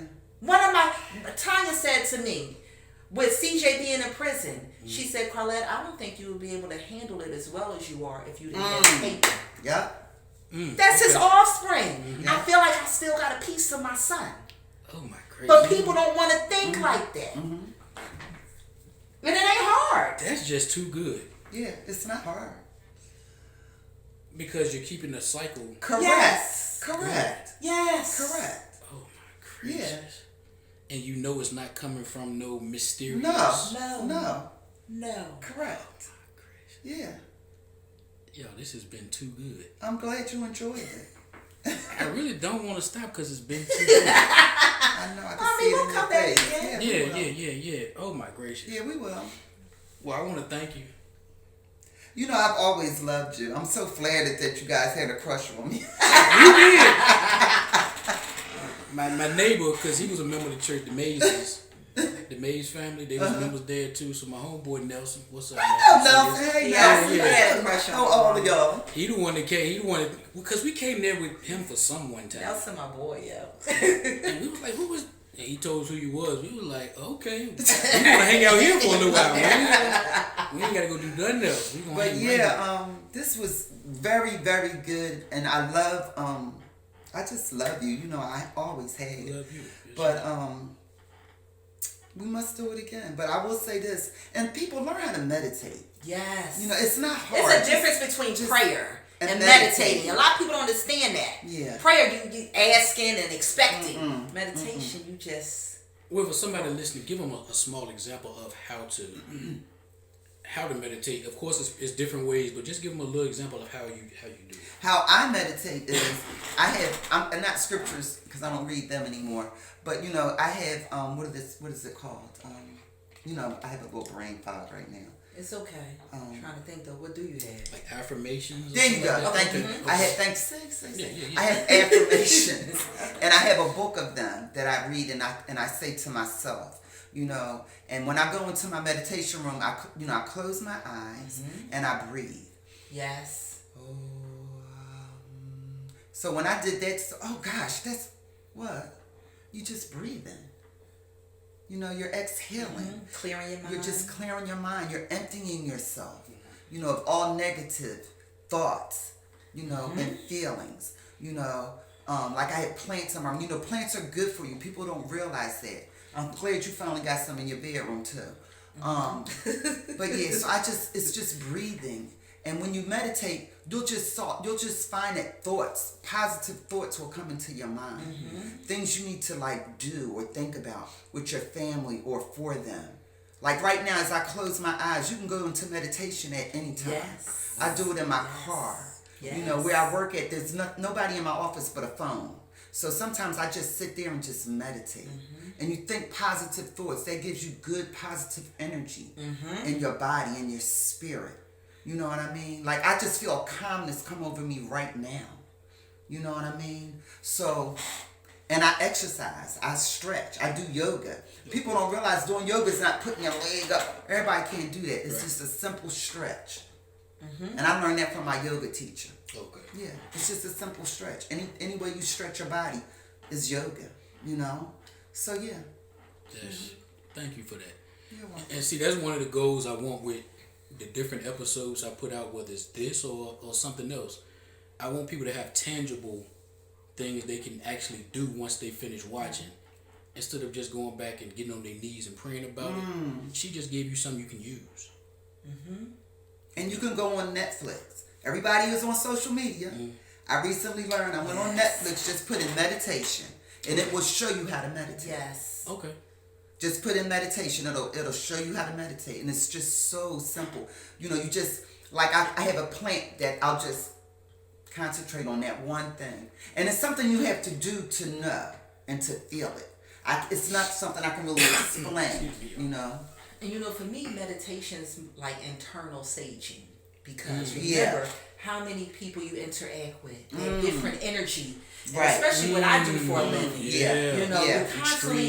you're constantly coming in contact with different types of energy, and sometimes you walk away with it and you don't even know you did. Because think about how when you're in certain rooms or certain meetings or certain situations or whatever, and it affects your energy.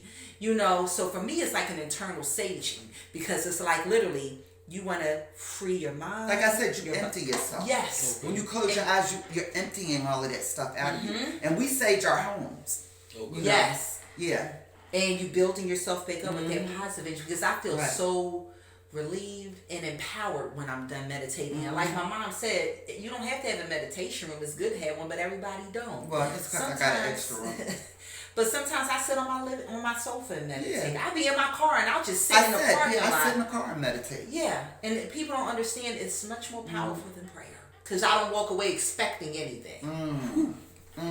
How about that? Hello. And asking. After meditating, I'm not expecting anything. Oh, I need some money. You realize you already have what you need. Hello. And if you need more, you gotta get it. You connect with yourself. Yes. There you go. There it is. You connecting with yourself. Oh my gracious. Thank you. That's what I'm not trying to connect with a higher power. You're just connecting with yourself. Like I said, you exhaling, you just emptying everything out, your thoughts and everything. You're just connecting with yourself. Sometimes I'll sit on my patio. Like, we love the wind. My daughter didn't like the beach. I hated the beach until she got free. Wow. Because now she loves it. The water. Yeah. Oh my gosh. It's so soothing. Oh yes. The energy of our ancestors is in that damn ocean. How many of them jumped over them ships? The people just there it think. is. There it is. How many trees are still standing that our ancestors were hung from? It taught me to appreciate the trees and the power they hold. But when all you believe in is Jesus, and it's the brainwashing and the breakdown, and you can't do nothing without him, you done gave all your power away to something that ain't even real. There it is. Oh my God. I'm stronger now than I ever been, bro. You know, really, I truly have a boss mentality, and not a boss mentality as far as the financial aspects, because at the end of the day, I'm really good. But here we go. I'm just saying, because you know what, a lot of people are surprised that I am who I am. So that's why, for real, I take pride in who I am as a woman, because I did this. Not no Jesus, not no prayer, not no none of that. And you have a right to talk about and say you did it. And you know what else? Not only do I say that for me and for those who doubted me, but for other young women who are in the shoes that I was once in, people doubting you. People don't think you're going to be nothing. Yeah, and they didn't. They didn't think my baby was going to be nothing. And they're praying, and there's some women who are in my shoes who are praying to get out of what they're in, and I want them to understand prayer ain't going to do it. You got to know who you are as a woman, and it takes a boss mindset and setting some goals, and you're going to make it. Because I tell anybody, I know I'm set for the rest of my life. And it's from my work. That's dope. That's dope. And I'm going to take care of my mama on the way. And I ain't just saying that today. I tell my mother that all the time. As long as I'm good, you good. That's beautiful, y'all. I'm getting ready to build a house and make sure I build my mother her own mini house. And this ain't just no bullshit. When I build my house, and it will be within the next 2 to 3 years, I'm building my mother her own little mother suite behind. We can't live in the same house now. We tight. But we can't live in the same house. But I said I'm going to build my mother her own, like a little efficiency, because I don't want my mother trying to pay no damn rent and she's 70 years old. I don't want my mom having all them types of struggles. That's real love. Right? That's oppression right there. But see, if we would never been transparent and honest, it wouldn't be like that. Do you see what I'm saying? Wow. It wouldn't be like that. And we'll leave, even though you're not struggling, we will leave each other to struggle because God's supposed to do it. No, he doesn't.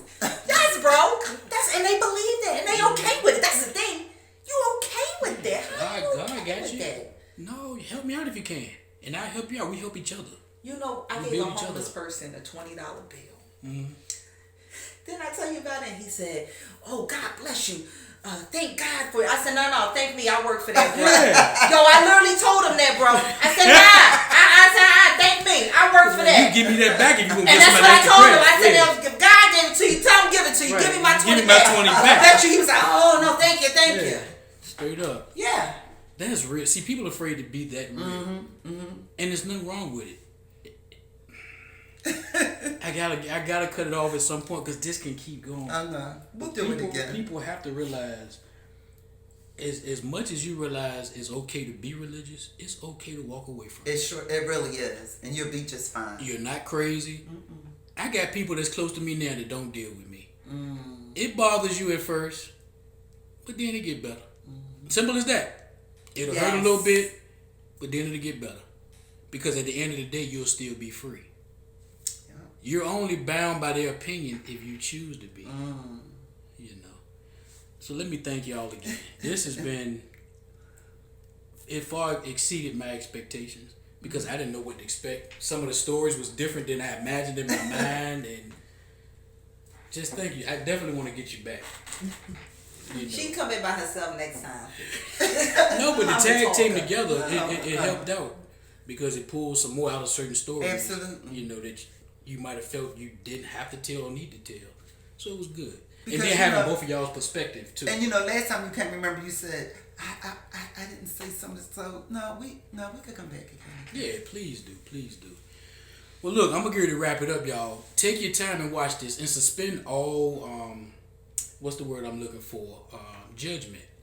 Don't watch it with your religious mind or with your this mind. Yeah. Just watch it, and if it resonates with you, don't fight it.